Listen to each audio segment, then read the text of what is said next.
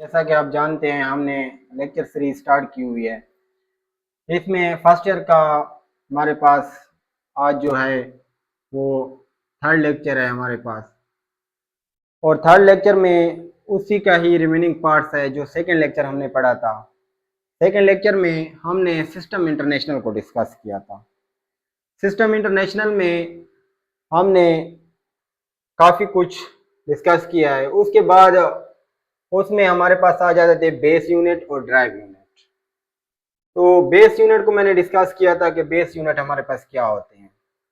जो base physical quantity के साथ करस्पॉन्डिंग यूनिट होते हैं उनको बेस यूनिट कहते हैं। और फिजिकल क्वांटिटी क्या होता है हमारे पास, उनको भी डिस्कस किया हुआ है ऑलरेडी पहले ही लेक्चर में। दूसरा बात जो हमारे पास ड्राइव यूनिट था वो रहता था।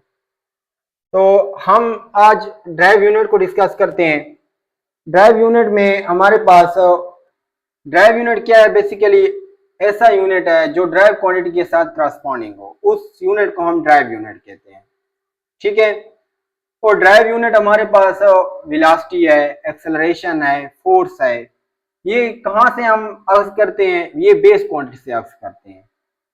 बेस क्वांटिटी को इस्तेमाल करके हम ड्राइव क्या करते हैं, यूनिट निकालते हैं। अब इधर देखें तो मैंने यहाँ पे एक्सप्लेन भी किया है कि ड्राइव यूनिट हमारे पास क्या है। The SI unit derived from base unit is called drive unit.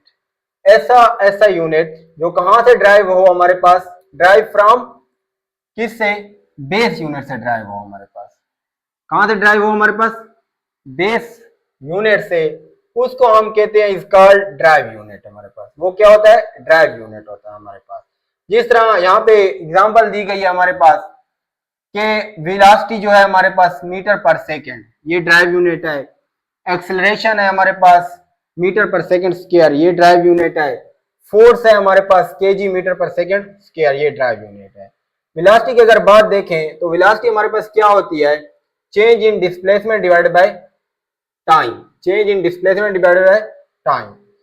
अब डिस्प्लेसमेंट क्या है हमारे पास, बेसिकली एक लेंथ होती है। लेंथ की क्या है हमारे पास, इधर अगर हम शॉर्ट वर्ड में देख लें तो ये आ जाएगा ऊपर लेंथ और नीचे हमारे पास आ जाएगा टाइम। तो हमने डिस्कस किया है हमारे पास के लेंथ जो है और जो टाइम है हमारे पास, ये दोनों कौन सी क्वांटिटी है, बेस क्वांटिटी है। अब देखें ये भी बेस है, ऊपर बेस है और नीचे हमारे पास भी क्या है, बेस है। अब दोनों बेस को हमने क्या किया, डिवाइड किया है। जब इन दोनों को डिवाइड किया तो हमारे पास क्या आया, ड्राइव क्वांटिटी आ गया। कौन सी हमारे पास, वो आ गई इसकी यूनिट। ड्राइव क्वांटिटी क्या आ जाएगा, अब लेंथ की क्या होती है हमारे पास, लेंथ की आ जाती है हमारे पास मीटर, और टाइम की क्या आती है, सेकंड, मीटर पर सेकंड। अब देखें ये हमारे पास ड्राइव यूनिट आ गया हमारे पास।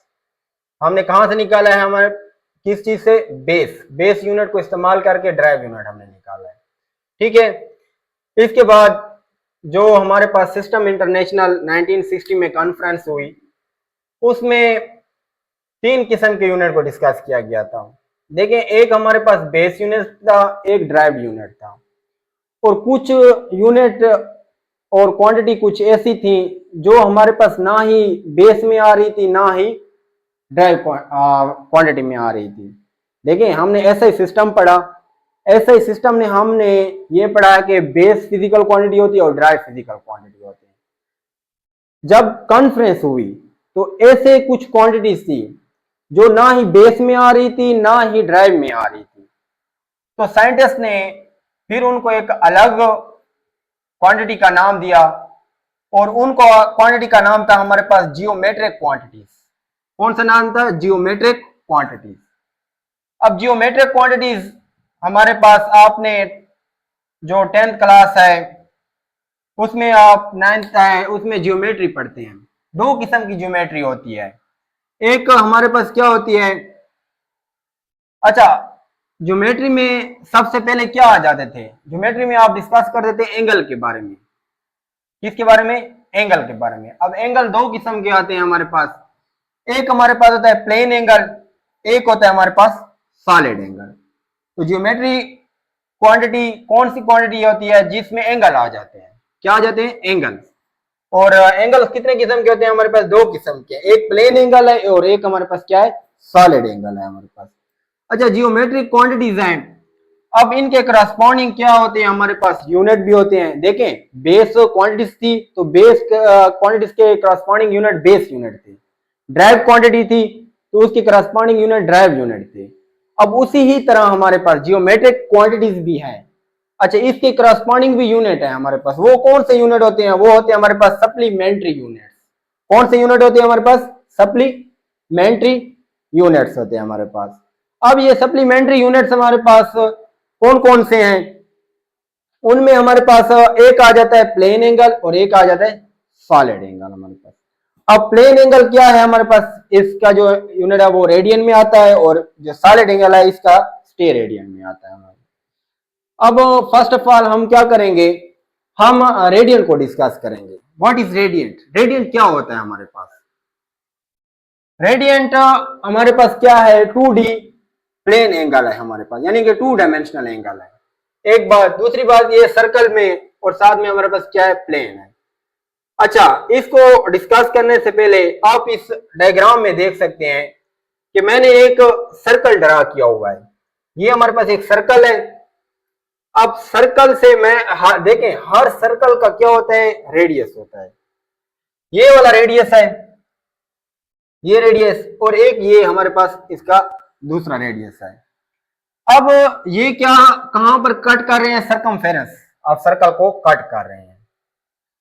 अब अगर ये वाली आर्क लेंथ इस रेडियस के बराबर आ जाए तो यहां पे जो एंगल बनेगा, यहां पे जो एंगल बनेगा वो 1 रेडियंट होगा हमारे पास। क्या होगा? 1 रेडियंट। दोबारा सुने, हमारे पास ये है सर्कल, सर्कल का रेडियस होता है, ये इसका क्या है? सर्कमफेरेंस है। अब हमने क्या किया, यहां से रेडियस लिया है, यहां पर ये टच कर रहा है किस पॉइंट को? सर्कमफेरेंस ऑफ द सर्कल को। एक दूसरा ये यहां पर टच कर रहा है। अब ये जो चीज बन रही है ये हमारे पास बेसिकली क्या है? आर्क लेंथ है। क्या है हमारे पास? Arc length. अगर आर्क लेंथ इक्वल आ जाए रेडियस ऑफ द सर्कल के तो हमारे पास यहां पे जो एंगल बनेगा वो 1 रेडियंट होगा हमारे पास। वो क्या होगा? 1 रेडियंट होगा। इसी को मैंने वर्ड्स में लिखा हुआ है। तो अब इधर देखें, हम पढ़ते हैं कि 1 radiant is the plane 2D angle. 1 radiant क्या है? एक तो प्लेन 2 डायमेंशनल एंगल है, subtended at the centre of a circle. कहां पर सस्पेंडेड है? सेंटर ऑफ द सर्कल के ऊपर सस्पेंडेड है। ठीक है, बिटवीन 2 रेडियाई, किसके दरमियान? बिटवीन 2 रेडियाई, एक ये वाला रेडियाई और एक ये वाला रेडियाई। विच कट्स, जो क्या करे? कट्स कर रहा है ऑफ ऑन सर्कमफेरेंस। किसको? सर्कमफेरेंस ऑफ सर्कल को। देखिए, एक इस पॉइंट पर, फॉर एग्जांपल, जिस इस पॉइंट का नाम मैंने दे दिया कि ये ए पॉइंट है, ये ए पॉइंट पर कट कर रहा है। अब ये वाला जो है ये बी पॉइंट पर कट कर रहा है। ठीक है, cut off on circumference on arc equal in length of radius. ये बात इंपॉर्टेंट है, equal in length of radius. Equal in length of radius का ये मतलब है कि इसकी जितनी हमारे पास आर्क की लेंथ आएगी वो इक्वल होगी इस रेडियस के। अगर इक्वल होगी तब ये एंगल 1 रेडियंट होगा हमारे पास, तब ये एंगल क्या होगा? 1 रेडियंट होगा।